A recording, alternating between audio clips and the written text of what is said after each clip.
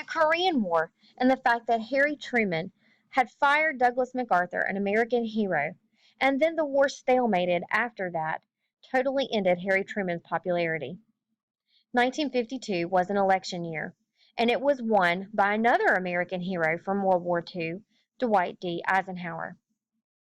His nickname was Ike, which is why his campaign slogan was I Like Ike. Running as his vice president was Richard Nixon. Richard Nixon gave what becomes known as the Checkers speech. This was the first use of the television for political purposes. In this speech, he was attempting to discuss some corruption charges against him in order to hopefully help the campaign. When Eisenhower is president, he is going to pursue what is called the middle or straight road policies. While his policies were going to attempt to scale back some of the New Deal programs that were there, he didn't want to totally get rid of them. So they were somewhere in between laissez faire or hands off government and New Deal activism.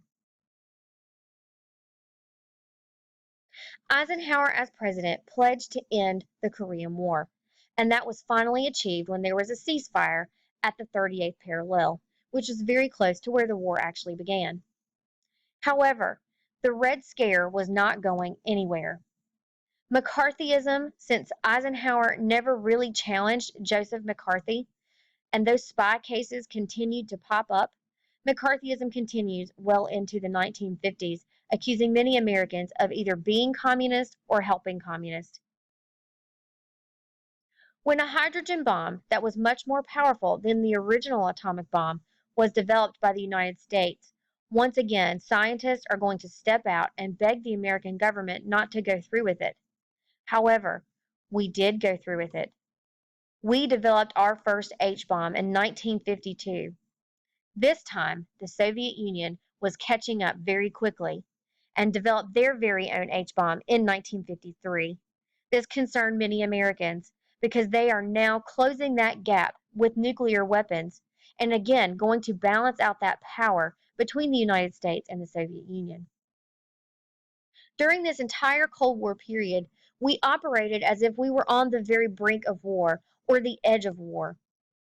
John Foster Dulles, who was the Secretary of State of the time, is going to continue our policy of containment. He is going to change it a bit in that he is going to adopt a policy called massive retaliation. This was where we would react to any attack using nuclear weapons. Obviously, this would be very destructive, and we would most definitely be attacked with those same weapons. It will include reducing the size of our regular forces, our ground forces, and building up our nuclear arsenal or our nuclear bombs. This is going to begin the arms race. We would build up our nuclear arsenal. When the Soviet Union found out about this, they would build up their nuclear arsenal, leading us to build up ours.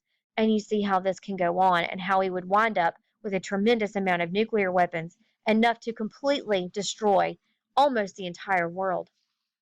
People were so very concerned about this arms race that citizens began to build their very own backyard bomb shelters and even practice air raid drills. Just like we have tornado drills and fire drills, students during this period practiced what were called duck and cover drills and what they would do in the event of a nuclear war or a nuclear attack. We are going to participate in several secret or covert actions in Iran and Guatemala in an attempt to keep communism from spreading. That falls under that foreign policy of containment. In 1953, Joseph Stalin is going to die. When he dies, everyone in the world thought that tensions would relax and that things would get a little better between the United States and the Soviet Union when Nikita Khrushchev became the new Soviet premier. However, after the Soviet Union very brutally suppresses a Hungarian revolt in which they were attempting for a more democratic style of government, we realize that that will not happen, and tensions are once again going to rise. They also are going to formally create the Warsaw Pact, which was that defensive alliance between communist nations. Eisenhower is going to take the Truman Doctrine one step further and create the Eisenhower Doctrine. Once again, this just reiterated the belief that we would try to help any nation that was uh, that had the possibility of becoming communist.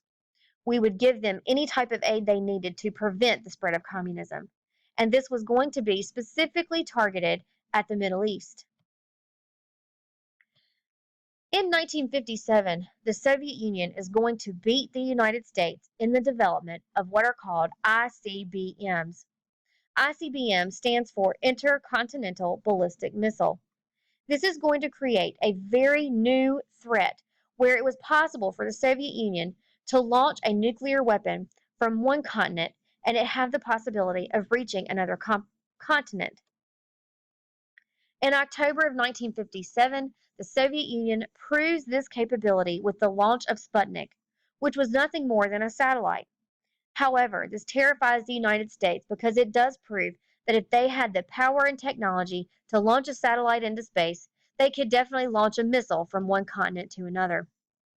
This was a huge embarrassment to the United States, and we are going to see the creation of NASA in order to try to catch up with the Soviet Union. NASA is the National Aeronautics and Space Administration. We quickly catch up and launch our very own satellite in early 1958. This is where the race to space and the moon begins. The United States is going to enter a new embarrassing time in the late 1950s. We had been operating a series of spying missions using what were called U-2 spy planes that were supposed to be undetectable.